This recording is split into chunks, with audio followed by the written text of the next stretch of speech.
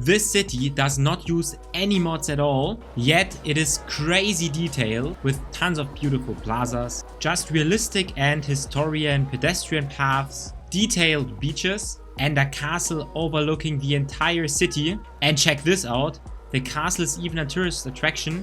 There are some shops here, you can eat here. This is the most realistic castle I've ever seen in City Skylines 2. Yet that is just the start of it. Let's take a detailed look. First of all, the city is built on the map of Elba. We can see some cruise ships coming in the bay here. And if you want to check it out yourself, it's called Tortatano, and you can find it in the Paradox mods. But I am here to show to you, if you love city showcases and you want to see more, don't forget to subscribe. And just as we see the ship arriving, let's start at the port. Let's imagine we're tourists here arriving on this beautiful cruise ship, and you will arrive here at the boat terminal. Pretty standard terminal, but there is an amazing view, great realistic docking, and you are immediately greeted by vineyards. Just if we take a look, technically it's just a few bushes, but spread out over the entire map, and in that size you can really imagine there is a beautiful wine region here,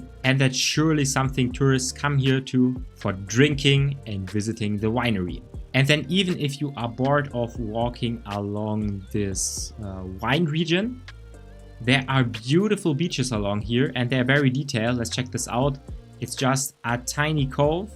Right here there are some shops, there is the nice sand texture, there are chairs, and you got a lot of shade just to enjoy here the view. Maybe you like ship's docking. This is here the one we just saw. It is just arriving. Maybe not the cleanliest water here, but it's definitely something.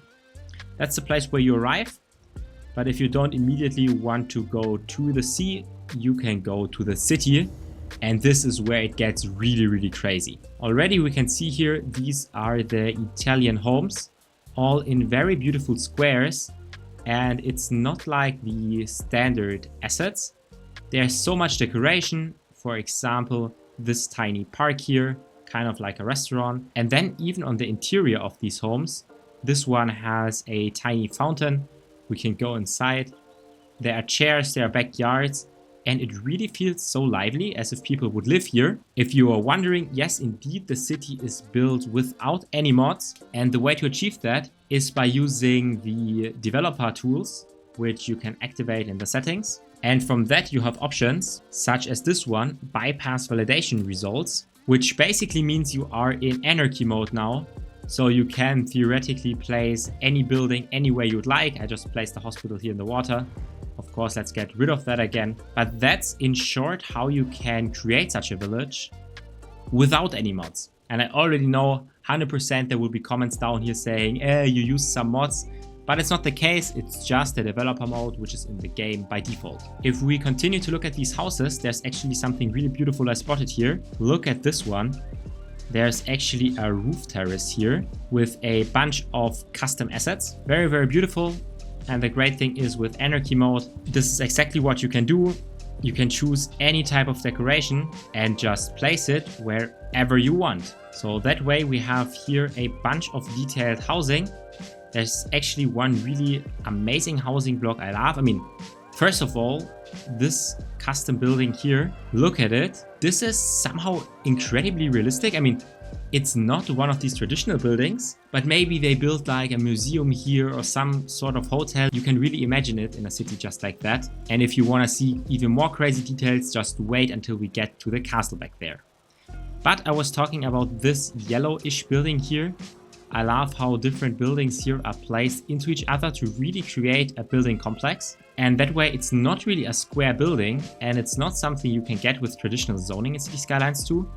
But this is what I would have expected that houses look like if I zone a bigger area. It's a giant complex, probably a lot of offices in here as well, and it just looks so great and realistic, even with all the details here on the roof. As we continue along the pedestrian zone with trams, there is some sort of commercial area. Again, even more beautiful homes.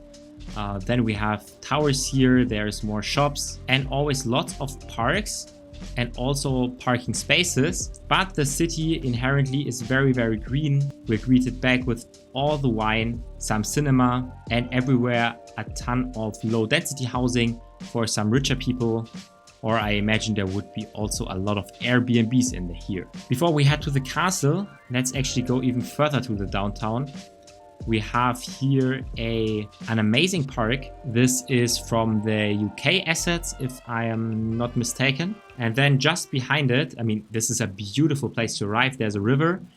And then we have the main train station here. This is the Italian asset. It's so beautiful. It even uses the extension. It has parking spaces. And look at all these people walking here to take their train. There's beautiful Italian gardens and just so much detail everywhere one looks. I really, really love the city, not only because it's beautiful, but also look at this. This is so realistic. There are even stones and boulders in the water. There's some pedestrian paths along there. There's a pedestrian bridge above the water. And there's so much nice spacing between these homes. And the road layout just makes so much sense as well. I can't imagine how long this took to build. Finally, continuing along the river, there is a shopping mall. It's called Capia. That looks really, really great. And then the further out we go from the harbor, this is where we get more industry, more higher density. There's an oil refinery here and some smaller places down the end. There's wind turbines on the hills and even a place here for telecommunication. Could also be imagined that this is where people look at stars. Probably a pretty great night sky here in the middle of the ocean. And then there are some smaller places down the end. We'll take a look in a second. But first, let's go to the castle. I've been waiting for this quite a while. The way to go up here is with some very rural streets. And it's also a cul-de-sac. It ends up here. There is some parking spaces for cars, and I think it also has a bus stop. Yeah, so these are some people who are waiting to be picked up by the bus. And now look at this castle. It starts with the entrance, and I guess we can just do the usual experience a visitor would have here. We go through the main gate, and just after it there are paths to walk along. We need to climb along the castle. We go up here, and then we're greeted. Well, this is probably where you buy your tickets. This is the line where people wait to enter. Then there are guides, flowers. You can buy some drinks, have some snacks to eat, probably way too expensive. And the main part of the castle. There's even toilets back there, trash cans, benches, everything has been thought of. This is just crazy. It really is the most realistic castle in City Skylines 2. Let me know if you have seen any better in the comments, but I must say I would really doubt that.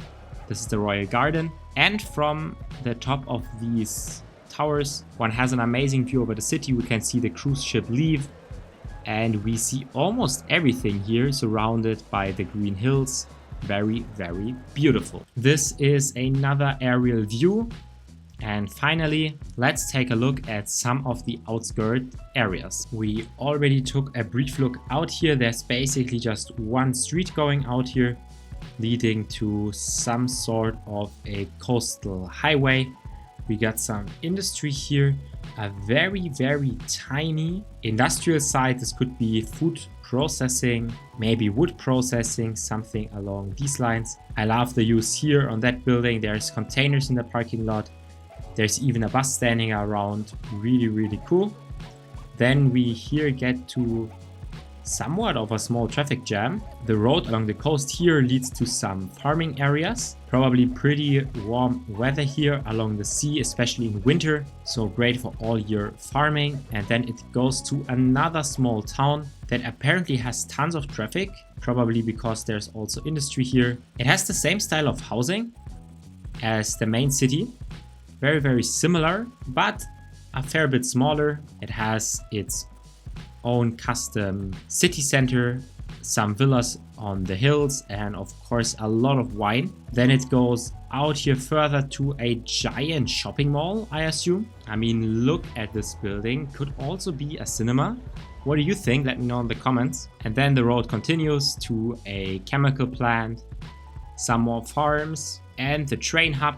This is another industrial heart of the entire island. And just like that, we have basically covered everything there is to see here. Well done, especially with the difficult terrain to build here. And again, I'm just so amazed at what you can do in this game, even without mods. Usually a city like that, especially with the details as we can see here in the downtown, is only possible with mods like Move It, Anarchy, and multiple one adding assets. Here's actually one of my favorite houses. It's a housing complex, but in the middle there is a soccer field. How great is that? And it's located right next to one of the main plazas in the city. Great location and great city. If you like to see more city showcases, don't forget to subscribe. Thank you for watching and happy gaming.